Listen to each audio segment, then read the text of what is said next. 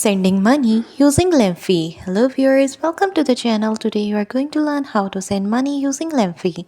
So let's get started.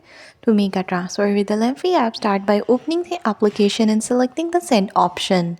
Choose the currency you want to send such as US dollars, GBP or CAD and then pick the currency your recipient will receive.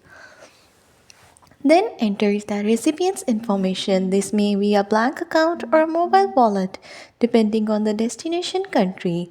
Next, add funds to your Lemfi wallet using the method available in your region. United States, use top up via auto deposit. United Kingdom, use open banking services like TrueLayer or Clear Junction.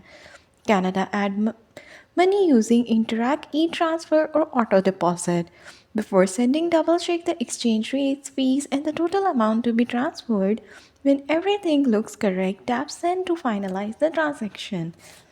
And that's all. Thanks for watching. Don't forget to like and subscribe for more helpful content like this.